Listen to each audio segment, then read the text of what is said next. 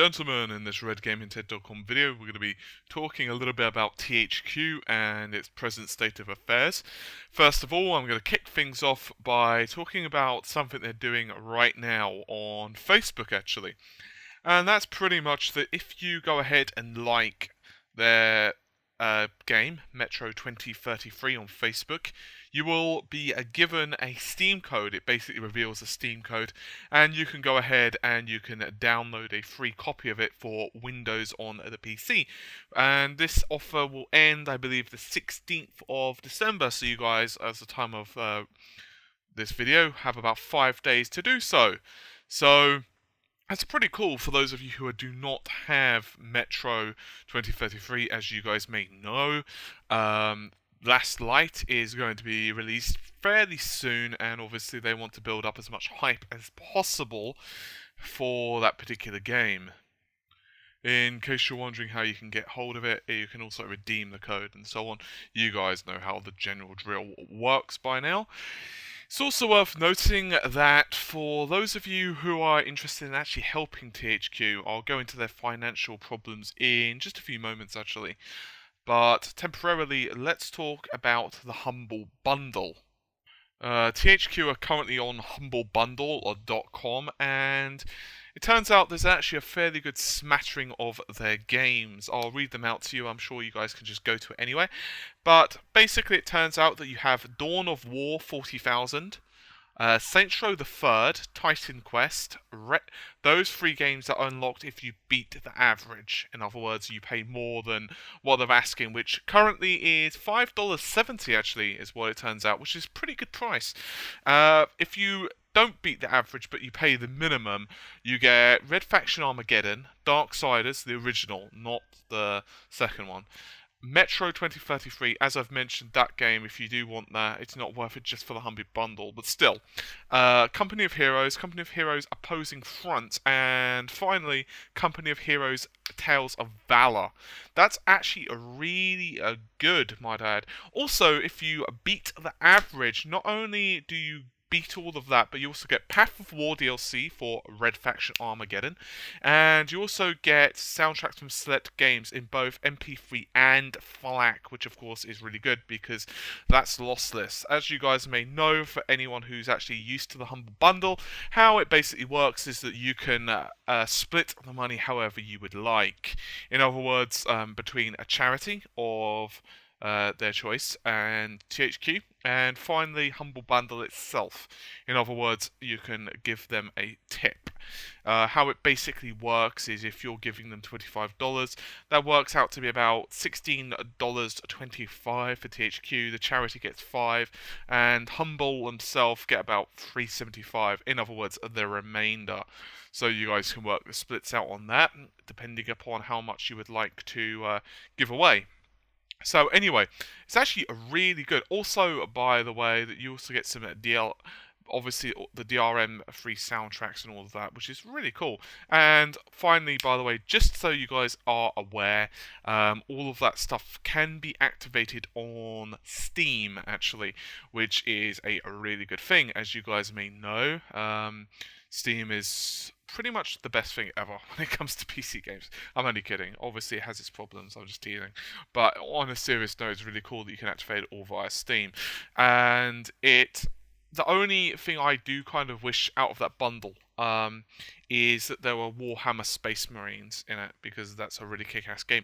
But I will say it does have amazing good quality in it, and actually it's probably worth it for Dawn of War and Saints Row the Third. As I was saying, Red Faction Armageddon isn't too bad, and Metro 2033, should I say, kicks ass. But what I'm going to do is I'm going to now talk to you a little bit more about THQ's financial issues. Now, currently the Humble Bundle has basically raised about 4.6 million, that's US dollars, with an average price of around $5.70, which isn't surprising. And purchases so far, there've actually been quite a few. There have been 810,000, just over that. It's actually approaching 811,000, actually, as I speak, to be fair. So that's a fairly sizable chunk of cash. So that's not too bad at all. I'm probably actually going to be picking up this bundle, despite the fact that I own a couple of games. I actually want to pick up Red Faction Armageddon. Anyway, that's a slight point, but anyway. Now, as you guys may be aware, basically the idea of the Humble Bundle is to help smaller developers, such as, say, remember Super Meat Boy was on there, I believe Amnesia, you get the idea. Basically, it's to help them kind of get a kickstart, if you will, into the gaming industry. In other words, it helps to give them an influx of cash, basically. And as far as I'm aware, it's the first time that a big company, in other words, a big publisher slash developer, has basically gone ahead and put their stuff on there. And this is due, shall I say, to a number of factors. Mostly due to poorer than expected sales of, say, Darkstalkers 2 and other titles in the lineup. You guys might be aware that, of course, they do have some really big titles. They have, say, the Red Faction series. They have, say, WWE or the wrestling series on the consoles is what it comes down to, as well as obviously they've got smaller yet known titles such as, say, Darksiders, and they've also got really popular strategy games such as Company of Heroes, and also, of course, Saints Row. But how it basically is working is Saints Row and some other titles aren't doing too well. They are selling reasonable, but you guys might be might remember that Saints Row in particular didn't take too long before it went on sale. Also, a few of their ports, particularly on PC, I kind of wanted to smack them upside the noggin with them because they weren't that great. It's a shame because, you know what, some of the games, I've mentioned these games before, but you know what, I'm going to go ahead and mention them again. Darksiders 2 is a really good game. It has issues, basically what it comes down to with resolution. Of textures. The update, which I did cover on RGT, you guys can check that out, and you can see that there is definitely a difference. It was a quickie, a quick video, but you guys can compare it, my first impressions to that, and you can see there's definite improvements on, say, the shadow resolution quality. But the game itself is really good, and the same thing could also be said, by the way, for Saints Row the Third. I mentioned before in a previous video that I thought it was a little bit too, what's the word, zany for my tastes. I prefer more serious types of those games, although I was actually quite a big fan of the original Saints Row, which of course was released back near the original launch of the Xbox 360. It was a really good title, by the way, and you can probably pick it up for a song now. And there are other games like Warhammer 40k Space Marines. I haven't actually played that in a while. When I first did, there was a bit of a bug with it that decided to conk occasionally for the PC version. I don't know if they've resolved that issue. But anyway, as I was saying, THQ have been having some issues, and how they're basically doing right now is fairly interesting. Now, why should you give a crap if THQ dies? That's the question.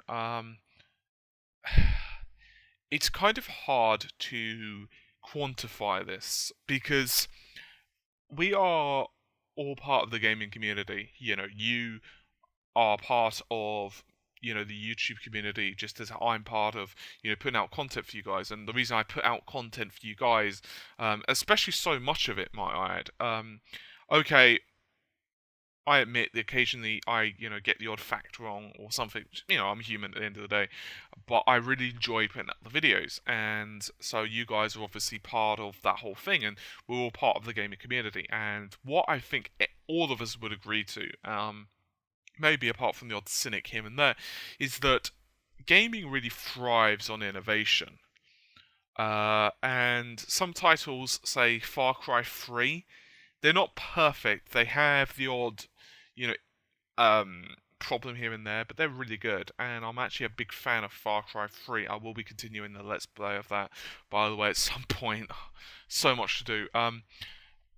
But basically what I'm trying to say to you guys is that effectively what really pushes the gaming, in my opinion, is innovation and effectively someone willing to try something new. and bold. And for the most part, I will say that THQ are one of the more bold out of the developers.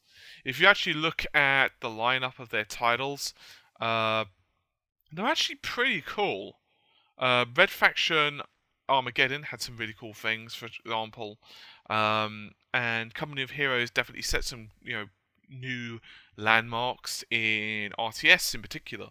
I remember one of my friends when the game came out, they were just like, "Wow, this game, it's amazing." And I didn't actually play it that much, but there you have it. But other titles such as Dawn of War, obviously, if you're a Warhammer fan, which I'm not really, I'll be completely blunt and honest. But titles like, say, Dawn of War, Space Marines, they make you actually really interested in the lore because it's actually kind of cool. And other titles such as Saints Row the Third, they've done something kind of different. That I wouldn't say they've exactly broken the mold, but they've gone ahead and they've at least expanded on the mold. Which is pretty cool.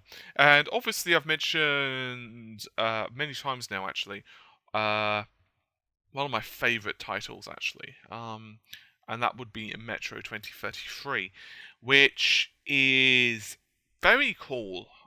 It's not perfect. I felt sometimes the narrative was a bit too slow, and sometimes I had a little bit of issue with the difficulty settings. But overall, I think it's an absolutely fantastic title. So yeah, I personally would not like to see THQ die. I don't have a massive soft spot for them. It's not like, I don't know, say it's Nintendo or let's go with something a little bit different. Let's say Capcom or Konami. I mean, could you imagine, for example, if it's Konami that are having this trouble? I think, people would probably be in tears if Konami died, for example. I mean, imagine losing, say, Metal Gear Solid and all those. Obviously, they're not in financial trouble. I'm just saying, what if? In a completely and utterly pure hypothetical situation. What I'm trying to tell you guys is, I believe that THQ are a good developer. I believe that, yes, they've made mistakes, but I don't really want another big developer to die. There are multiple reasons for this. The biggest one is that I don't want another reason for the industry to play safe, is what it comes down to.